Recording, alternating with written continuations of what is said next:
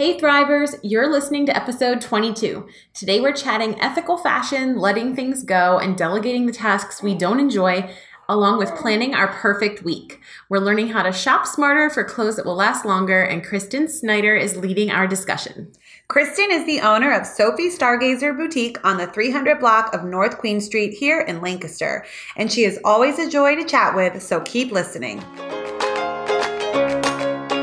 Welcome to The Thrive, a podcast for working moms. This is for all the women and moms listening. If you work from home, in an office, run your own business, or are the CEO of your family, this podcast is for you. Because at the end of the day, all moms are working moms. Rachel and Kristin invite you to celebrate the victories, get advice, listen to their mom fails, and to know you aren't alone, to thrive in your everyday life.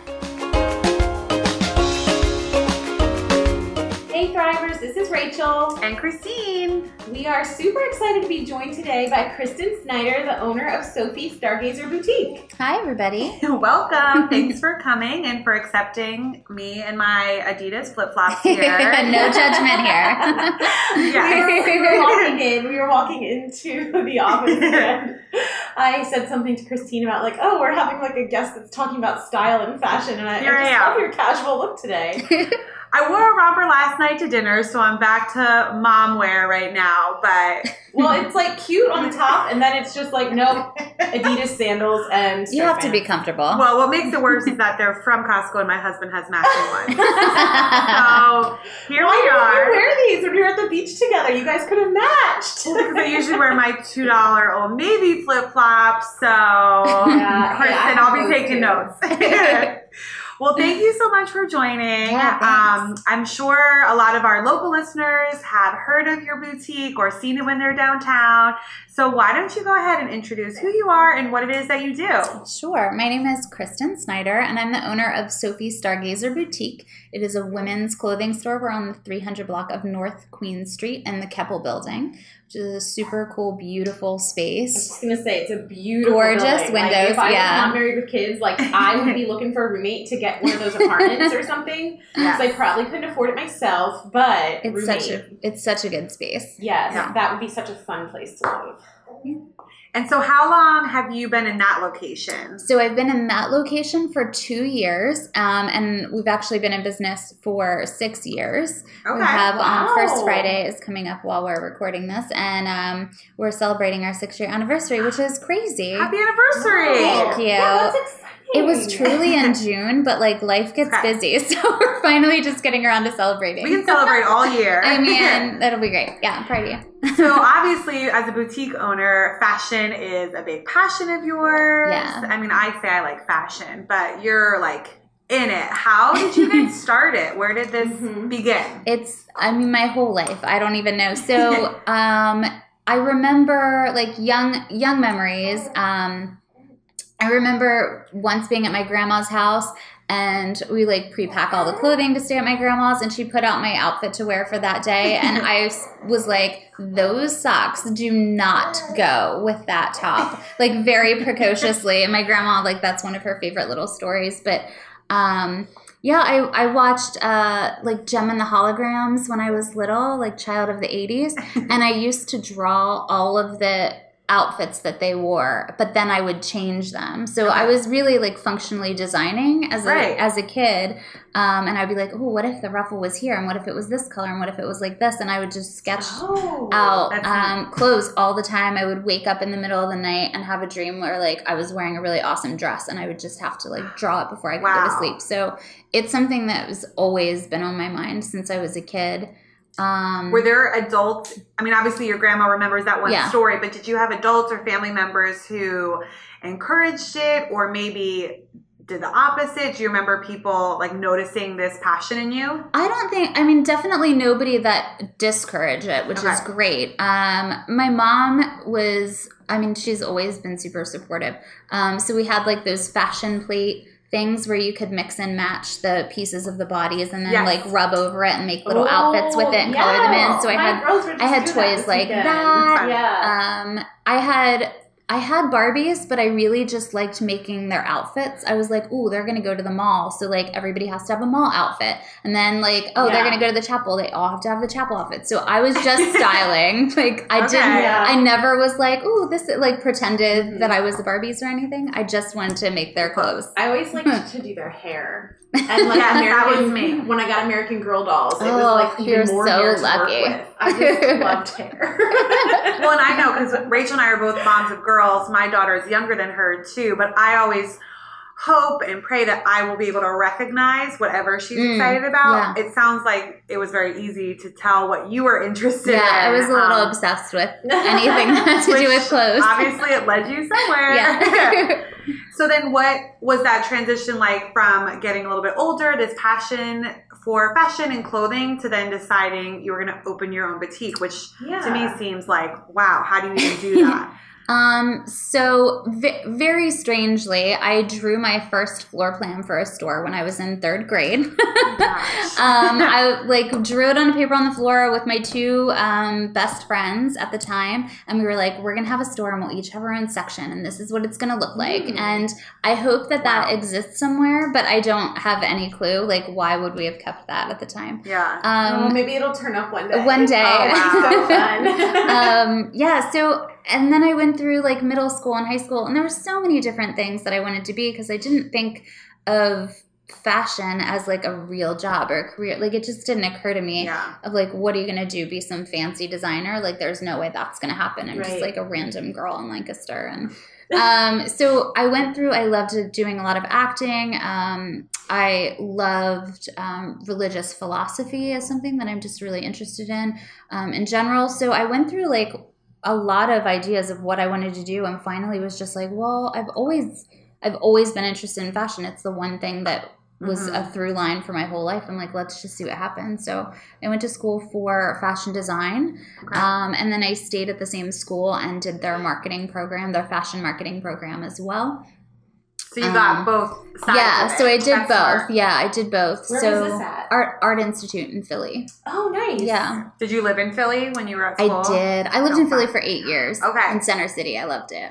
That's like a real city. I mean, I know Lancaster City is a city, but... Lancaster's a great small city. Philly's different. Yeah, no, I lived there for 8 years total. So yeah, I did that. When I finished school, I started working as a costume designer. I did theatrical stuff. I did some film stuff. I did commercial work. I still do commercial work nowadays. So I did that for a while. And then when you say commercial work, I mean, this is something I didn't know a lot about until...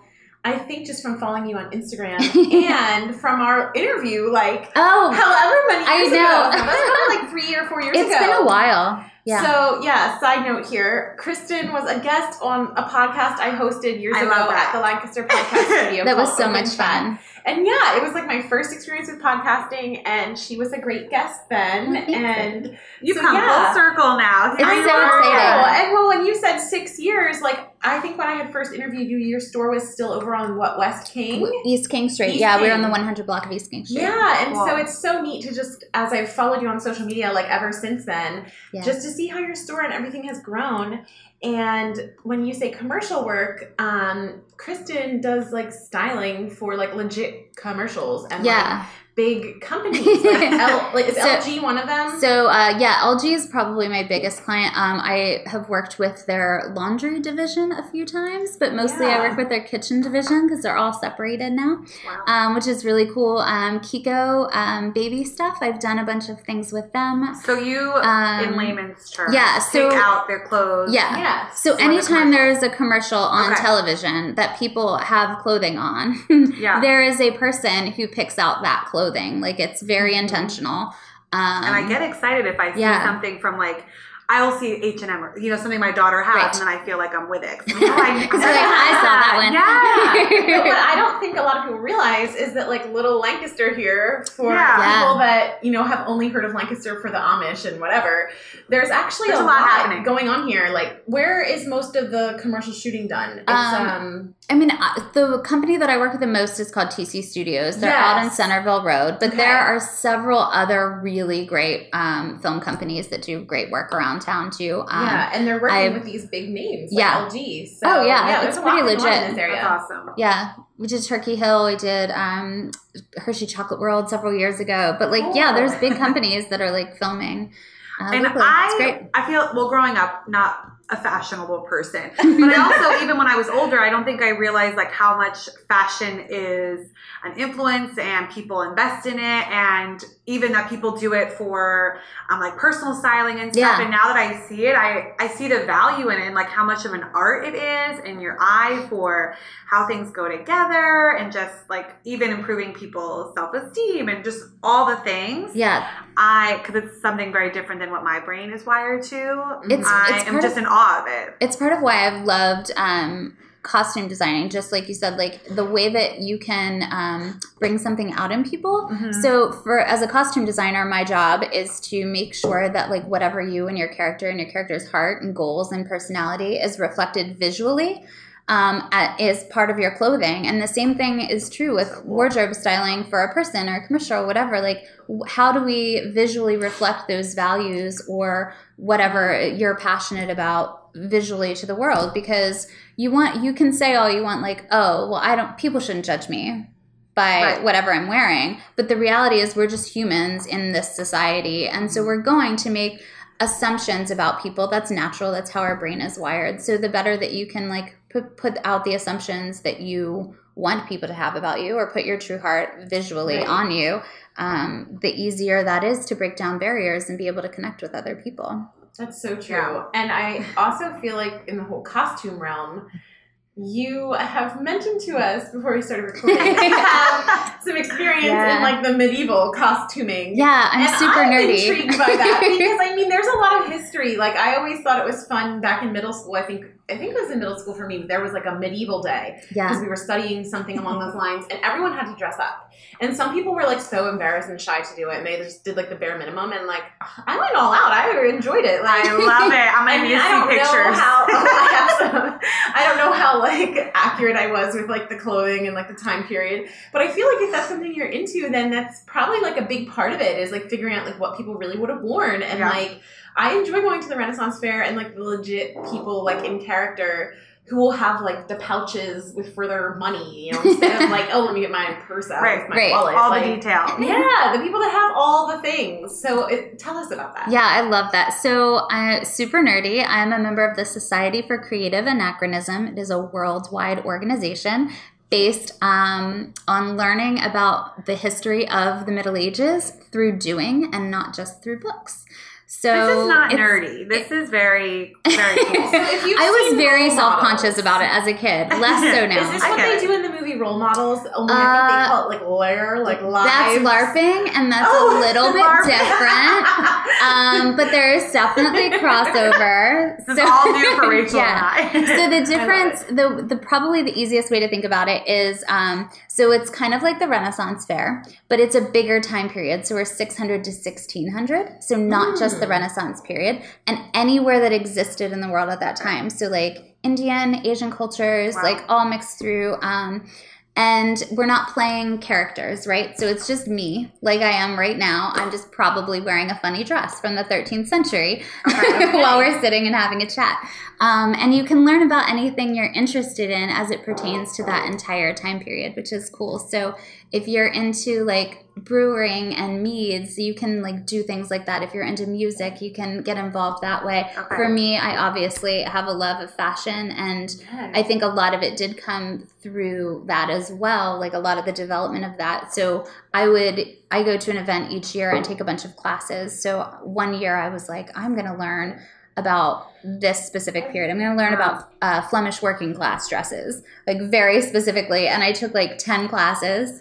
And then that I've never heard of that before. I went home. I bought books. I went home. I did all my research. I built patterns. I built like full gown costumes based on the research and things that I learned. And then I could wear them. So it was like full circle. Where is Flemish? Where is it's like from? Dutch area. I don't know. Here's the worst thing. I am great at fashion stuff. I'm terrible at geography, history, think of is the episode basically everything. In Friends where they get things from Pottery Barn and Phoebe asks Rachel, like, what time period is this? Because she's trying to pretend she got it from like an old fair. And she's always like, and they're like, what other time periods are there? Yesteryear. Like, that's about where my knowledge is. But days of yore. Yes. Days of yore. But it's so cool how all the things that you had studied and were obviously interested in have now become like your career and who you are as an adult, which I think is maybe more rare for that to stay with someone. But I mean, that is so like who you are. And it's neat to see how you've created that as like your livelihood, but your passion also. Yeah, absolutely. I mean, anytime that we are lucky enough to be able to live our passion as a career, like that's amazing. There's so many people in this world who historically have never had that opportunity, and I mean, still don't have that opportunity. So it's definitely lucky. Neat. Well, I would love to know, like, your store, when we last spoke about your store, and I know that from my shopping there, you carry a lot of brands that are considered to be, like, ethically made. Yes. Is that still the theme of your store? 100%. Like, more now than even then. We've definitely done that. Tell our listeners, for someone that might not know what that means. Yeah, break it down. What is, like, ethically made or ethical fashion? Is it the same as sustainable? Like, these are a lot of words that get thrown around nowadays. So break it down for us. Yeah, so I try to focus on brands that are made in the USA or ethically made, as you said. Sustainably made is also in that umbrella. So I think the hardest part about understanding a little bit about ethical fashion, I can kind of equate it to that food terminology, like all natural ingredients. Like, what does that mean? So it's like, it's better, but I don't really know what that means. And ethical fashion is sort of an umbrella term like that. There's not a specific standard for that terminology. There are B Corp certified companies that are more rigorous in their standards. But what basically what this... I've heard of that. B Corps, tell me. Yes, Crystal talked about that on the episode. I know. We were all very pregnant. Well, you and I. So it was just Crystal and I, and she talked a lot about being a B Corp. And it's a certification your business can receive when you've taken certain steps to ensure basically quality of employment. Yeah, fair wages. So it looks at your fair wages or livable wage for people. It looks at environmental impact, social impact on your community. It kind of really looks at all of these standards together. Yeah, like Patagonia is a they're a great B Corp. They're probably one of the bigger names out there. Cool. And so ethical fashion is really just for making sure that the people who are making our clothes are being treated with as much dignity as we'd like to be treated. And like, I think that's the simplest way to think about it. It gives you an opportunity to purchase something that you know at least better, that someone is being paid a fair wage, their working conditions are safe. And do you find that that's those lines are hard to find, hard to bring into Lancaster? Do you feel like it's a seamless marrying of the two, or it's definitely a challenge? So I opened my business in 2013 in June.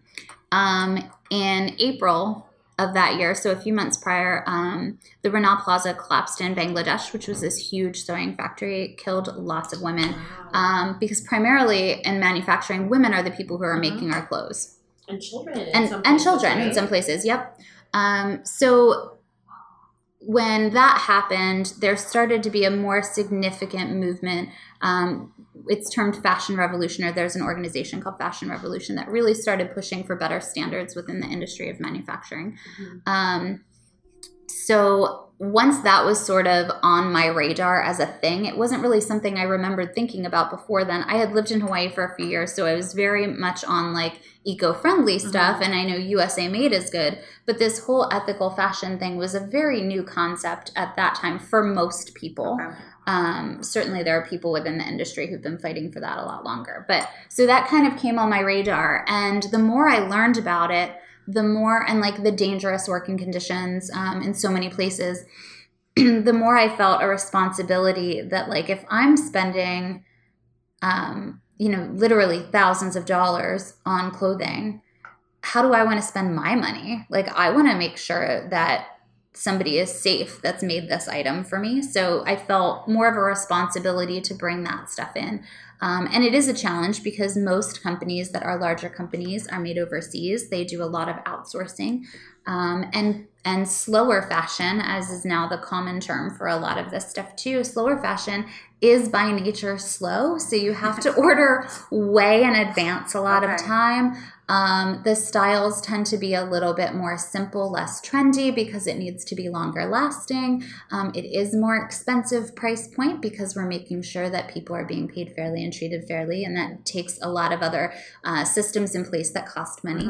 So I also feel like it's generally made better though. Yeah. I mean, you can buy your Nike and your Under Armour, and I mean, I do. I love my workout stuff. And those things are, I think, made very well. But when it comes to like cute tops and things like that, I mean, I've taken my chance on things from Amazon or whatever. Sure. But they're not made nearly as well as things that I'll buy from like a nice store. They're just pumping out products, right? They're just, they're feeding into that consumerist like, ooh, I have to have that right now. That's cute today. And like, you're going to buy it, you're going to wear it. And then 5 minutes later, it's going to fall apart. But you're not going to care because you're on to the next thing. Like they're playing into that. Like what you're doing is there's so much education in it, and it's just changing the way we see the whole process of fashion, not just the end result, which I think is powerful. And I think it was easy for me to come to that understanding specifically from a fashion design background because I build clothes from the beginning. Like I know what that process is like. I know the time that goes into that. I know how long it takes me to sew a blouse. So if I'm paying $8 for a blouse, there is no way that somebody has been paid a reasonable wage by our current, our standards in the U.S. if that's what that's costing. Like that just doesn't make sense to me very quickly. How long does it take to sew a blouse? I mean, today I'm very out of practice because I don't sew as much anymore, but it's going to take a while. Okay, so my mom got me a sewing machine a few Christmases ago, which I know we've chatted about with the hopes that I would, learn a thing or two. Start simple. Hey, I do like sewing. That's do a little romper. Oh my goodness. Hey, a romper for my baby. You can start with skirts. Yeah, skirts are easy. Like start with one for Nora. Like I was just picking out some patterns with my mom because she likes to sew. That's kind of where I've gotten it from. I don't have my own sewing machine. But sometimes I would borrow hers. Oh yeah, I can borrow yours. And she's making these cute little like ruffle skirts for my girls, and it's just like very simple. All you need is like a big rectangle of fabric, really. Yeah, I think I need grab some elastic. I need to wait because knowing my personality is like mostly a 7 Enneagram, I'd be excited about the next thing. And if I add one more, like if I take that sewing machine out, my husband is going to have some things to say. Like, we need. Hey, I get it. Oh, can't bring anything. I just need to put it out there because I am not very like domestic when it comes to the cooking and things like that. And so we were recently chatting in our family about how I have 2 sisters that are just great cooks. And the one, like, she just does all of the things. We're like, she's such a pioneer woman. And my mom was like, well, Rachel, she doesn't sew, and you know how to sew. And it made me feel really good. Like, I have this one thing that she doesn't do. You have other things. That's good. It's like my brother knows how to do most everything, but then, like, I think I'm a little more personable. So I have that. Like, I don't change the oil or mow the lawn or all those things. Anyway, we all know our strengths. So I would love to hear, you've explained a little bit about ethical fashion. What are some of the brands that you carry? Like, what are some brands people could look for if they're not local? Although you do have an online shop now. We do, yes. Everything is online. Almost everything in our store is online. Not 100%, but pretty close. And some of my, I don't even know where to start. My favorite brands that are ethically made. So I'll start with like local ones because they're amazing. So Imagine Goods is actually the local brand that kind of started this whole journey for me. I had just recently opened my shop. I was downstairs from the Fig magazine offices. My store was downstairs from their office. Okay. And one of the owners of Imagine Goods came into my store and told me about what their product was. They work with women in Cambodia who are survivors of trafficking. And they purchase all of the fabrics in Cambodia, and then they're all made with these women. And so she showed me what it was, and she's like, would you be interested in carrying it? And I was blown away that this was even a concept. Like, you're working with survivors of trafficking. They're making these things. Of course I went to carry them. You were doing incredible work. Please just give me all of the things. Very quickly. And from there, I posted about them on Instagram. And then there was an ethically made shoe company, which I'm actually wearing their shoes today. It's called the Root Collective. They're hand woven in Guatemala. Here's my shoes. They're super cute. These are so old. I mean, these are from 6 years ago. But so I started carrying her shoes and talking with Bethany, who's the owner of that company. And we just really dove into ethical fashion and her journey into it. And it just very quickly spiraled from there. I'm like, this is what I need to be doing. Cool. So we have that. We have Forager & Co. has this great refugee makers project. They take surplus denim jackets and camo jackets. Local refugees work with them and apply African wax cloth patterns on them. They're really cool and everyone is unique. So I love that. And I'm sure we'll share at the end of the show, but what is your website in case someone like right now has to go and look these up? SophieStargazer.com. And very Sophie, easy. Sophie. So check them out. Stargazer. Yes. Yeah. And I want to know a little bit more about where your store is located in Lancaster, because I know you have like a very strong community among your other shops there where you are. So I'm sure they all just like love what you're doing. I love our block. Yeah. What is that? Yeah. Tell us about the 300 block. Yeah. 300 block. The 300 block is my favorite block in downtown Lancaster. And it was even before I ended up moving there. Like that was serendipitous. It was like a goal location and there was nothing available when I first opened in that area. So yeah, I'm at 323 North Queen Street. And on that block, the majority of the business owners, we all sort of buy in together to be a collective, and we do a lot of group marketing and group events, and it's really helpful for small business owners because we don't all have time to reinvent the wheel, and it's not really necessary, and it's expensive. So we do a lot of group things. We put out a brochure for a block so that people who are visiting, particularly tourists to the area, can find out what all the other shops are that they might not wander into or walk by or notice.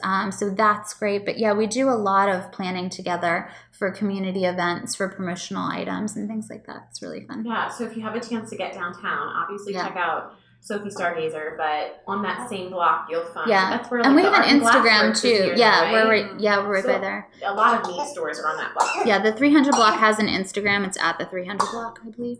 That's the I might have to look that up. up. But you can follow it on Instagram, and we certainly promote like all of the events, all of the different stores, and all the community things that we do. Very cool. That's just like what community over competition is all about. Like you're living it every day. Yeah, we're too small of a town to be like having issues with anybody, right? It's gonna help. Right? Like what, if that doesn't, that's not worth it. Yeah, we've got to just like help each other out. We're all in the same boat here. Yeah, we're all small 100%. Independent business owners on that block. So we've all got to help each other out. Cool. Well, tell us a little bit, before we take a break, I would love to hear a little bit about your personal life, just because I've followed your journey over the past handful of years.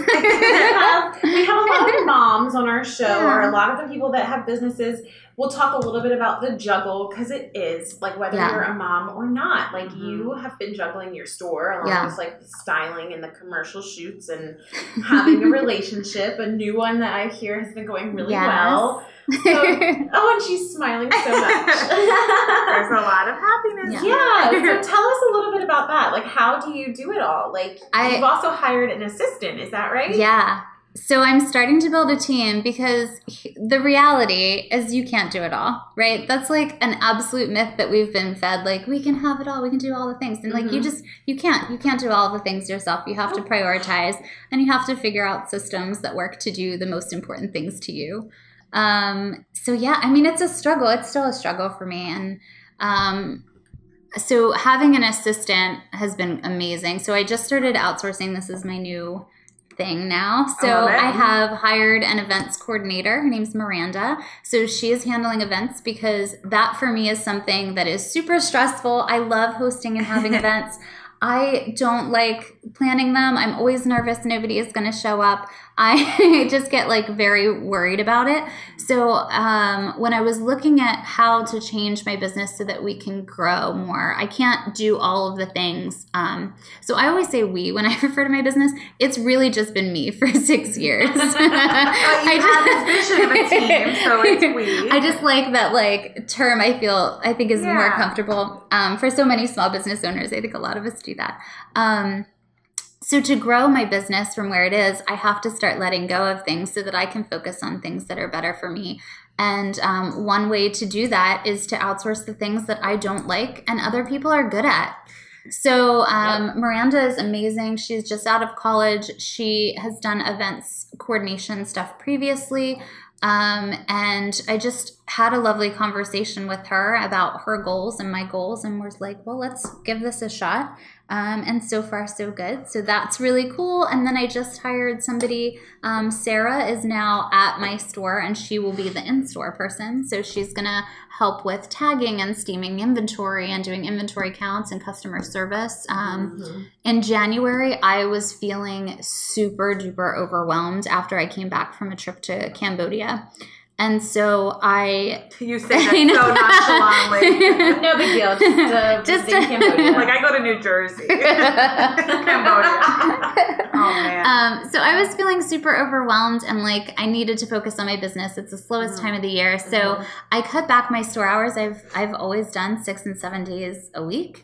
And so I cut down to 4 days a week. Well, just you 6 or 7 days. It's crazy. That's so much. So what are your hours now? So we're open Thursday through Sunday, and then closed Monday, Tuesday, Wednesday. But we'll be opening Mondays because Sarah's going to take over Mondays, which will be helpful, and possibly another day during the week as well. Cool. But yeah, giving me some flexibility. So the 3 days that I have off are really, at least 2 of those end up being work from home days anyway. But it gives me a chance to just focus and knock out the back end of the work stuff so that when I'm in the store, I'm not like working in the office, customer comes in, have to stop what I'm doing, help a customer, have fun doing that, they leave, then I have to go back to work. Like I can just be present for all of my customers, show up as my best self for the days that they're in there and I'm dealing with people. And then I can do all of the accounting and business planning and all of that stuff separately. Speaking to everybody, not just people who have their own shop. And I hope so. Because I'm sure that was a little bit hard at first to give over a piece of it, even though you knew you wanted to. Oh my gosh. It's still like a learning process for me. So even for like a stay-at-home mom, if it's like letting your 7-year-old make a sandwich on their own, like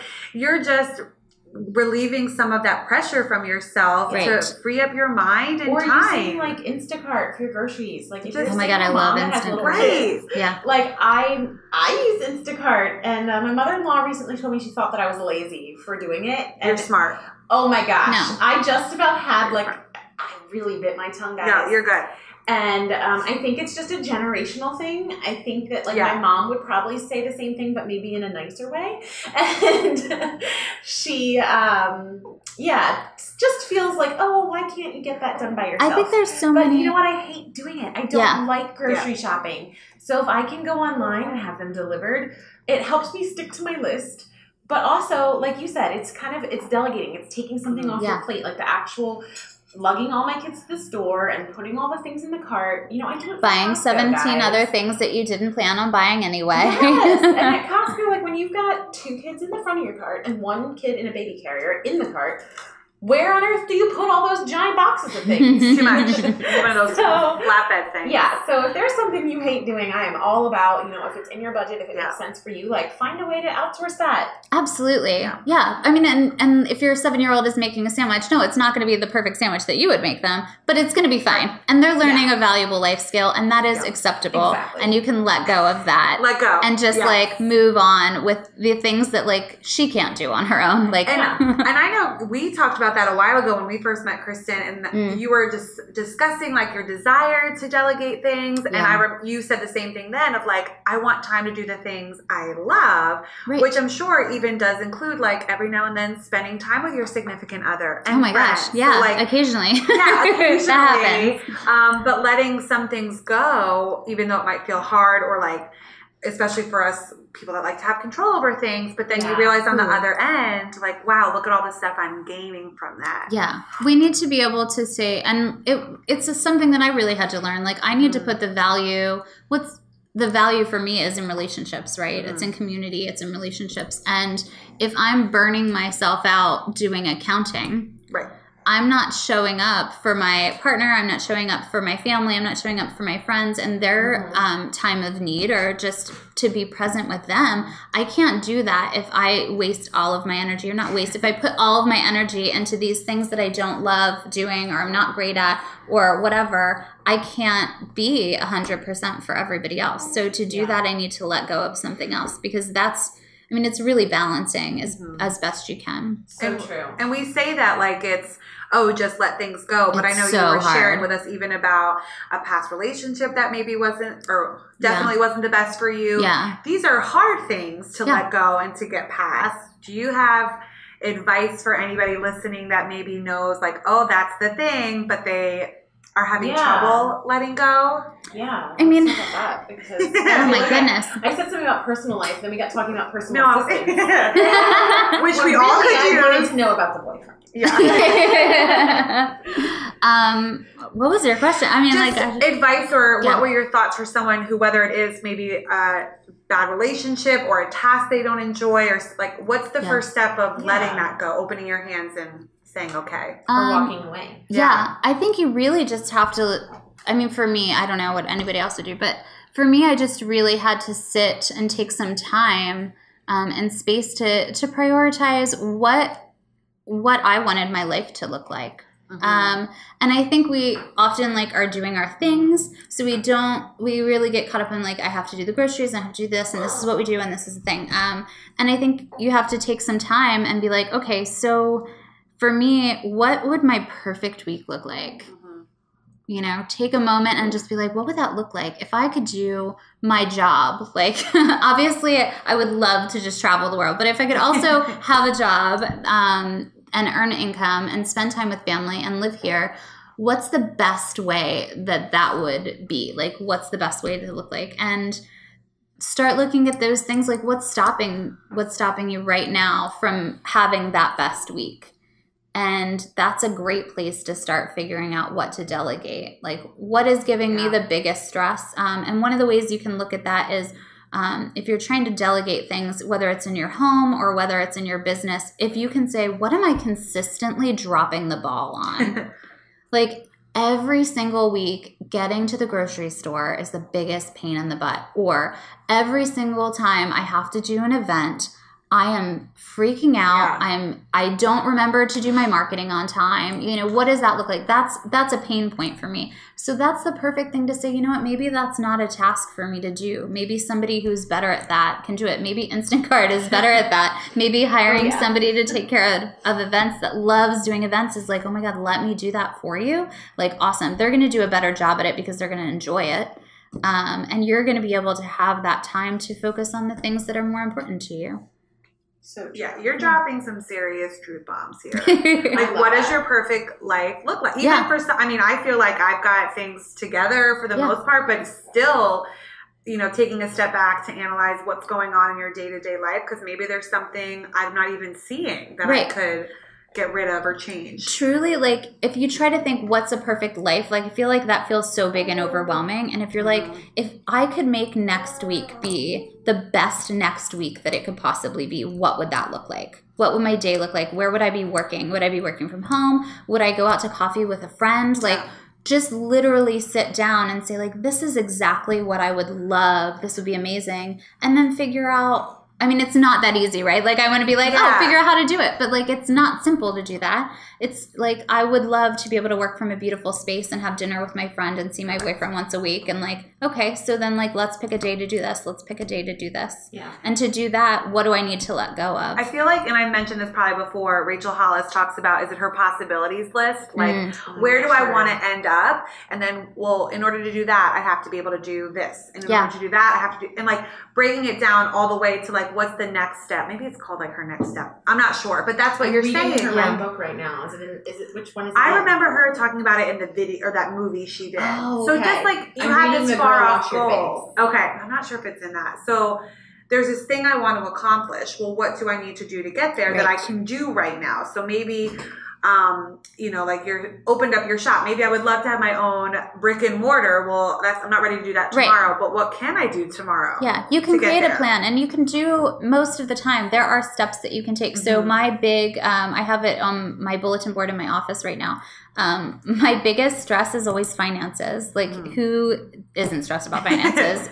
You are blessed if you are not. So I have a piece of paper that just says financial freedom at the top, and that's my goal. And then I was like, what does that look like? Okay, that means I need to have a line of credit for my business, so I have flexibility of income. And to do that, I need to take care of these issues first. Mm-hmm. And so, like, okay, I've got that path. And then I also, for financial freedom, need to have a budget for next year. Right? For my next year's buying. So to do that, what do I need to do? I need to implement this. I need to look at my taxes. I need to be able to work with somebody and set all of that up. So it's like a big tree of all of the things that I need to do to get to that. And I can just look at that and say like, okay, well, what's the next thing on my list? What's the next bubble that's towards the goal? And then I've just been marking them off with a highlighter as I have actually accomplished the goal. And then on the bottom, I picked a reward for myself.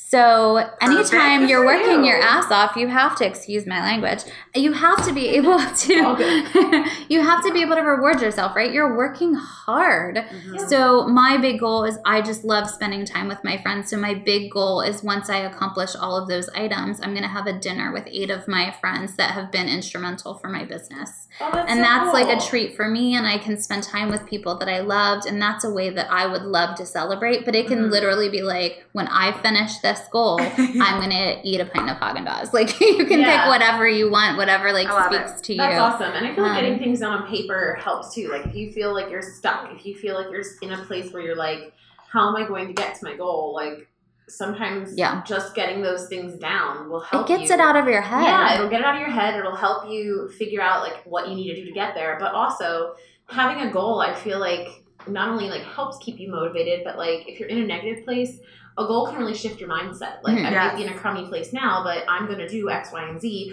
to get to this better place. So I just, I think we can have all of these thoughts and ideas and things and possibilities that are sort of swirling around the head in your head. And as soon as you have to put it to paper, you have to put language to that. You have to put structure to that to put it on paper. Mm-hmm. It makes your brain think about it differently. Yeah. And then suddenly it's not this like big swirling, crazy, like jumble of hypothetical stress or whatever that is for you. It's on paper. It's a plan. It's manageable. You can see your tasks. You can see what needs to be done. That's something that you can handle. Like, it's now a tangible thing that you can deal with. A vision board. Yeah. I love a vision board. I love a vision board. I know there are people that have never made one. They're probably like, what the heck is a vision board? And like, how does clipping out little pictures and putting them on paper, like, make things happen? But I feel like you can really manifest what you want, because like you said, it's a matter of being intentional, putting things out there, and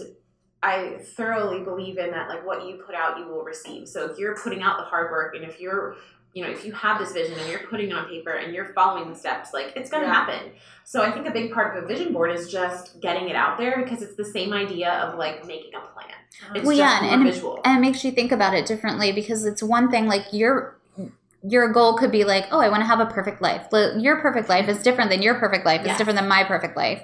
So if you're like, I just want to be happy, but like, what does that mean to you? What do you need for that? What's at the heart of that? And it makes you, and in that case, visually go through and say like, well, this equals this to me. This is this. And it gives you sort of a more specific path. Yeah, for sure. Well, let's take a quick break. And when we come back, we're going to be talking fashion, and Kristin's going to be sharing with us some tips for just some tips for shopping smarter and finding things that fit you well. It's time for our review of the week. Grateful Goddess left this sweet comment about our show recently. She said, I have to leave you ladies a review. I met you two at the Big Baby Shower event at Spooky Nook Sports and started listening immediately. I started from the beginning and went from there, and I finally just got to the second season, and it's perfect timing because I'm as pregnant as you both were when you started the season. I'm 21 weeks. I just love listening to you both. I feel like I know you guys and we're hanging out. Thank you for the little bit of sanity you give me while I listen. Well, thank you, because we love getting comments like this, And honestly, they make our day. It also gives us the feedback we need to continue finding guests and inspiring women to be on our show. So when you're done listening, be sure to leave us a review if you haven't yet. Leave us a comment on our Facebook page or reach out in some way. We love hearing from you, and it really does make our day. Welcome back. So we're talking ethical fashion, and Kristin from Sophie Stargazer is here with us today. And we would like to know, because we're busy working moms, we know a lot of our listeners are busy, and maybe this whole concept of a boutique or ethically made fashion is new. So what would you suggest to someone who's thinking, well, that sounds neat, or I would love to experience that? Mm-hmm. What happens when someone comes into your shop and is looking for something? So, I mean, you can always, we get new stuff in every single week. So anytime you come in, there's going to be something different, which is really cool. My space in particular, we are dog friendly and child friendly. There's Perfect. A little play tent in the front with some books and blocks and like traditional old school toys, non-technology toys that they can play really with in the front. My girls have played in there before. So yeah, I mean, I really like to know about, if you're looking for something in particular, or you don't even know what you want, or you're, you know, a lot of times as women, like our bodies change over the course of time, or you just feel like you've lost your style or whatever. I really love to dig into a conversation about like, what are your actual needs? Like, what are you looking for? If you have an idea of, oh, I love this person's style, or if you're like, I literally just don't want to look crazy in my life, but I need to be comfortable and I need to function with children. What does that look like? I can definitely make suggestions for that. I also will do a private shopping if you want to make an appointment. You can come in. I will talk to you ahead of time. I will pre-fill the fitting room of all of the options that I think will be great for you in your size. So you can come in and basically shop your own little mini boutique that's customized just for you and your needs. I love doing that so much. And I know I said in the beginning of our show here that the whole idea of this fashion and small boutiques and things when I was growing up was not something I was exposed to. So even the idea of having someone like yourself who is a professional and has all this experience to tell us, maybe not as fashion forward, what looks good or what fits well or goes together is so valuable, and everybody wants to be like taken care of. Well, and I think the great thing about when you're shopping at a boutique versus a larger store, even that might have a customer service that's helping you, the advantage of a boutique, especially in small towns like this, like people are going to see you in whatever you buy at my store. I am not trying to let anybody leave my store looking crazy and be like, oh, I got this thing that doesn't fit me from Sophie Stargazer. There's no way I'm going to let that happen. So I'm going to make sure that if you're investing your money with my business, if you're shopping ethically made, if you're taking your time out of your day to spend shopping at my store, I want to make sure that you are going to leave looking your best. I'm going to give you honest feedback anytime if you're like, does this fit? Does this look good? And if it's not great, I'll make a different suggestion or tell you a different way that you could wear it, or give you advice. I'm all about versatility. I think versatility in our clothing is really important to keep the longevity of our clothing. Yes. So I will often give people multiple recommendations on how to wear this. Like, oh, this will look really cute if you do it with a jacket or throw some leggings on it. Because I think that's important to know. And that's something that comes very naturally to me that I have learned does not come naturally to other people or so not to everybody. Yes. And that's important. Like if you, like at least for me, like I can dress very casually for work, and sometimes then I go home and I need something that I can immediately jump into, like playing with my kids and not be like uncomfortable. So for me, like things that kind of cross that line are great. Things that can be dressed up or dressed down, you know, got my kids taken care of, you know, and then I can go out to dinner and still wear the same outfit. Yeah. Because there are times where I'm like, I just don't have time to change today. Like I literally took my kids to gymnastics this morning, came here. After this, I have like a steering team meeting tonight for something at our church. So I'll need to be presentable, and I'll probably just be wearing the same thing. And it's not fancy, but like for me, I stick to like white and black. That was something Jessica Timblin, who was on our show. Oh yeah, she's great. She mentioned like just solid colors, and that has been helpful to me. Sticking to things that like you said, can maybe be worn a couple different ways, or with different things. So like this same white shirt, I could maybe dress it up if I put on like black pants versus those holy jeans that I'm wearing. I love it. Which are very cool. Well, and sometimes, like you're saying, Kristin, it comes naturally to you. So I'm sure there are some moms listening who feel like they are in a rut, or they think, well, what would help this? Like, we don't even know the answer. Yeah. We might not even know the questions we're asking about our fashion. Yeah. So to come in and have someone who's passionate about it, and you care so much about your customers and your clients, to put it out in front of them in an easy way is key. Is so good. Yeah. Well, and my best advice for anything like that is really just embrace what you're comfortable with first. Like, you don't have to reinvent the wheel. Don't try to say like, oh, I have to look like this thing. So for me, I'm wearing a maxi dress today because I don't want to take time to coordinate an outfit some days. And I think that's like a perfect like mom solution as well. Like, it's one piece. I can put it on. I'm wearing it with flats. So it's like semi-casual, but if I end up doing something else, I still look dressy enough that I can go into other circumstances, but it's not over the top. And for me, maxi dress is like my power thing. So if you're very comfortable in leggings and a tunic, there's nothing wrong with having multiple versions of that. Or even if you feel like a little tired of that, stepping that up one notch. Like, what does that look like to make a small adjustment or a higher quality piece or something with pattern in it if you're used to solid colors. And you don't have to redo your whole wardrobe. You don't have to like Marie Kondo throw everything out, start over. Like, Good news. And your shop has accessories too, right? Oh yeah, we have lots of beautiful handmade jewelry. We have leather handbags. We carry local brands as well as higher end brands. We carry Able, which is a B Corp certified company.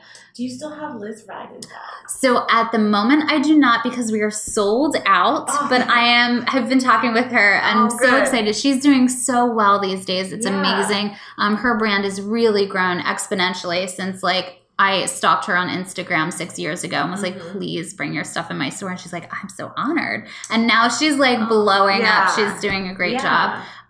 So she's working on a new collection for fall, and we will definitely have that in the store. I'm very excited about it. Awesome. Yeah. I know her stuff is online. She's a local handbag designer. Yeah. But I also I'm a toucher. I like to be able to feel things. Same. And see what I really like and test the zippers. And not that any of her things would not be made well. Her things are gorgeous. Yeah, but it's so good to see it in person. Well, you might have a different... That's where I got my first Liz riding bag at your store. Oh, yay. Which one did you get? I have the one that's just... Is it like the open tote?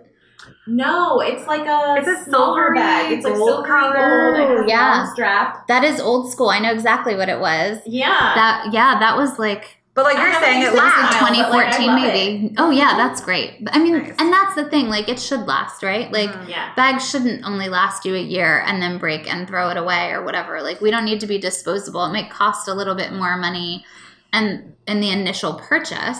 Right. But if you're gonna buy 5 cheap bags or like one great bag that you know is handmade locally, like, that's amazing. Yeah. If you can make that choice anytime, that's sort of where I do. What would you recommend for somebody that wants to shop ethically, wants to shop at a boutique, but also is on a budget? What would you recommend? So there's so many different ways that you can shop ethically made. We are going to have a free PDF thing on our website soon that you'll be able to download to get a couple of tips on that as well. But shopping at any thrift store, not just our store, which is all brand new stuff, but shopping at thrift and secondhand stores is great. Vintage shops is great. Sorry.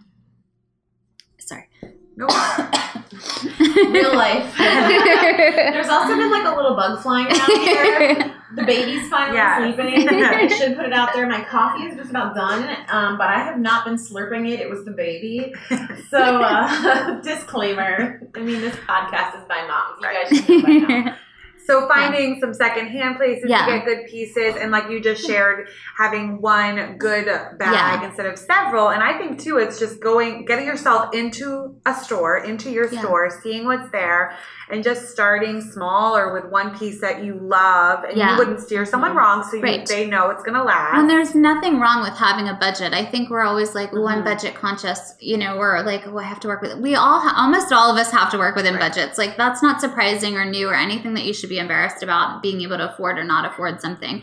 And sometimes it just takes planning. You know, maybe you only have this small amount of disposable income to use each week. But if you want something, you can set that aside. Or if you know that you need something, you can set that aside so that you can invest in something rather than getting like, oh, this is what I can just afford this week. Like it takes some planning and forethought to be able to do that. And of course, we're all still going to just impulse buy stuff occasionally anyway. Yeah. Like that's totally natural. But I think you can plan for it. Conditioned for that too. We were talking a little bit earlier. I think before we started recording, you were just mentioning how it's easy to just, click when you need something or you get the urge to buy something, you need a new shirt. Yeah. It's easy to go on Amazon and be like, it's so dangerous. Oh my gosh, this one's eligible for 1 day shipping. Like, have you seen those items? Yes. Yeah. I've literally gotten things the next day. And so it can be tempting. We are so conditioned now to have that, what is the word? That immediate gratification. Yes, Yes, immediate gratification. And sometimes we just have to be like, no, I don't need that right now. Right. The event or whatever I need this for isn't for a few weeks. Like if I just, like you said, maybe it's $30, $40 a week or whatever it is. Yeah. But the shirt you want is $60. Like if you want that nicer thing, then just wait a little bit. Yeah. And I think over time, like for me, I've just noticed that over time, at one point when I got rid of a whole bunch of stuff, I felt like I had nothing. But over time, I now have more items and I have better quality items. So it's still less than I had, but I would rather have 10 really nice things than like 50 kind of crappy things. Yeah. Or I shouldn't say crappy, but stuff that like I knew I could wear it once or twice, but after washing it, it wouldn't be quite the same. Yeah. Or things that were just hanging in my closet because they were old. Like, I don't know. It makes you think a little bit more intentionally about how you're spending your money if you have to wait too, right? Like it's so easy to be like, oh, purchase. Yep. Versus if you have to save up or if you say like, you know what, let me wait a day. It makes you evaluate like, oh, is that worth it? Is that something that I'm really going to wear? Is that practical? Is it, maybe I am spending more money on it. You're gonna spend more. The bigger the purchase in general, the bigger the purchase, the more cautious you are about spending the money, right? So maybe we should be more intentional about how we're spending our money in general. So if you're spending money on fashion, maybe it's not a click. Maybe it's like, oh, I have to wait a couple weeks to save up for that shirt. But you really love it. It'll look amazing. It'll last forever. Like that's not a bad thing to do, to just pause and take some time to think through all of that purchase. Amen. And maybe you buy less. But but you love everything. Yeah. Yes. No, that's so good. Tips. So you mentioned you have a lot of events. You hired someone to help with events. I do. Do you have anything coming up that you want to share with people?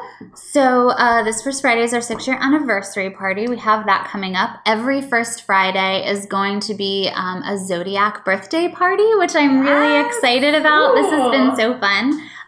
Sophie Stargazer. I love celestial stuff, obviously, through the name. And I wanted to be able to show some customer appreciation. We have a new rewards program in our store with points, so we can give points for your birthday, which is cool because then you just get to buy free stuff. So it's not like here's 20% off, you have to spend whatever. Yeah. It's just points so you can come in and buy yourself a little present. I think it's so much more fun. You just go on the website. There's a little purple star button on the bottom that says rewards, and you use your email that's in our system or create a new account with that, and it links all of the things together. Nice. We'll have a Zodiac party. So it's, Leo is the one that's coming up, and then every single first Friday, it's really centered around each different Zodiac sign that we're in at that point in time. So like refreshments are on theme, which is really fun. I love themes. But anybody it's great. Can come, right? Everybody can come. Everybody can open come. for first Friday for everybody. If you are in that Zodiac sign, you get a special prize, a little gift from us. And I think, by now, our listeners have realized how amazing you are, Kristin. And I know people ladies are they're going to want to come see you because not only are you getting amazingly made, ethically made things, shopping items, they are getting you. Like, you are so passionate. Obviously, you love your clients. Like, it's a win-win. So I can't wait for people to get to experience this new event you have, but also just get in your store. Yeah. It's so if you're not local, it's just sophiestargazer.com. It's women's fashion. You don't have any men's things, right? It's all women. I don't. I have a lot of, there's some unisex tees on there as well. And, we welcome all types of shoppers from all perspectives and genders. Across the board. That's perfect. Well, for our listeners that are listening, most of you are moms, so go check it out. She has some really cute stuff, and we can't wait to come to one of your in-person events. Thank you. Thank you for joining us. Thank you, ladies. This was great. Awesome. And moms, all listeners, I hope that you are excited about what you heard here and realize that there's so much power in loving what you're wearing, and it can make a difference. So we hope that you look at your closet and find things that excite you, and then head on to Kristin's store for anything else that you're missing. And moms, if no one has told you yet today, you and your outfit are amazing. Thank you so much for listening today. You are a part of a growing community of moms, business owners, and women who are here to encourage and inspire. You can connect with Rachel at Rachel Klein Creative on Instagram or rachelkleincreative.com. To keep up with Kristin and her latest events, follow her business journey on Instagram at Bellenberry Co. And if you want to be first to know about upcoming guests and giveaways, sign up for the Thrive Podcast email list today. Simply visit rachelkleincreative.com/The Thrive Podcast or follow at The Thrive Podcast on Instagram. If you've enjoyed listening this week or you've already added our show to your favorites playlist, we'd love for you to write us a review on iTunes. Your support and positive feedback allows us to keep encouraging moms and business owners each week.